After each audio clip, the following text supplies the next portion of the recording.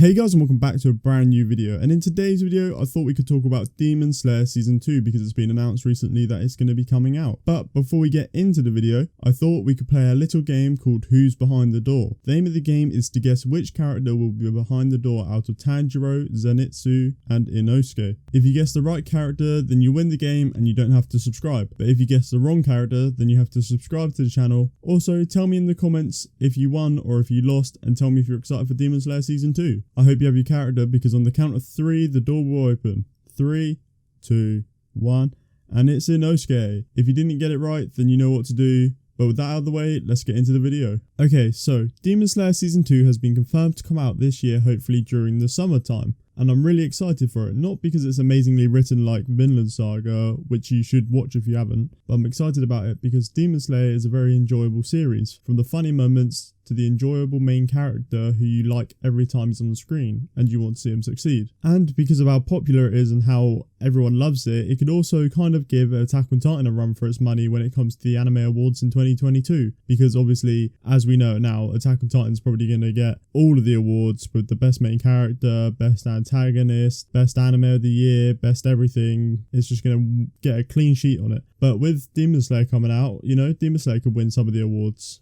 Not saying like best main character or best antagonist, but it could win best anime, or it could win like best soundtrack or something like that. I just want to put a disclaimer here. Since it will be about the manga, there isn't going to be much about the manga in this video, just because I wanted to keep it spoiler free. But I will be talking about the Hashira who are going to be in the series now. So if you don't want to hear who the Hashira are, then just don't watch this video, I guess, even though it's just the Hashira. But if you don't really care about finding out who the Hashira is that's going to be in these arcs, then watch it, because it's not really that much of a spoiler, is it? Come on now. But anyway, let's just get into it. Before Season 2 does come out, you will have to watch Demon Slayer the movie. As it is canon, it also makes Tanjiro develop as a character and he becomes more mature after the movie. And the arc that the movie covers is also amazing. It has my favourite Hashira in it, and it is one of my favourite arcs in the series, this one or the Red Light District, and you would just love it. It's so good. The animation is going to be amazing because it's Demon Slayer, and it's going to have even better animation than the seasons because it's going to have more budget because it's a movie. Season 2 will go over the Red Light District arc, and depending on how long it will be, it could go over the Swordsmith Village arc and the Hashira training arc, and then it would leave it on a massive cliffhanger.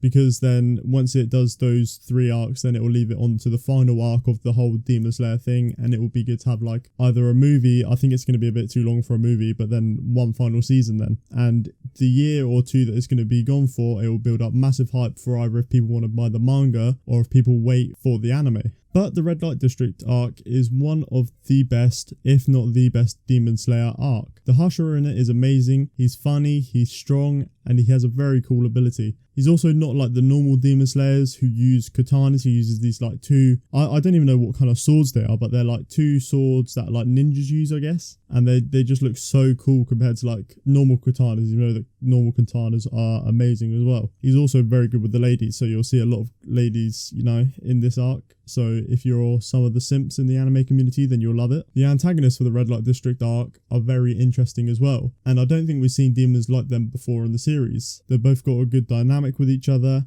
and one of them has a really cool ability. There are some really funny moments that will happen right at the beginning, and it will just make everyone laugh, and it will probably get memed quite a bit. It also has some really cool fights in this arc, but I don't think that there will be a moment like there was in episode 19 of the first season. But I could be wrong, because the final fight is like a really good one and it could blow up, but it's not like an introduction of like a new move like it was in episode 19 where he used Hinokami Kagura or something like that. I think it's something called that. The Swordsmith Village arc is also very, very good, but it isn't as good as the previous 2 arcs with the Mugen Train arc and the Red Light District arc, but it is still very solid. It will be good for all the simps in the Demon Slayer community, since one of the Hashiras that are in the arc is Mitsuri. There's also a moment in the arc that will get everyone hyped up, and like the arc before it, it does have a really cool demon with a really cool ability, and an unexpected character does get some fleshing out in this arc. I didn't think it was going to happen. I thought it's just like a throwaway character, but he does come back and he gets some fleshing out, and it is actually really cool to see him, and he has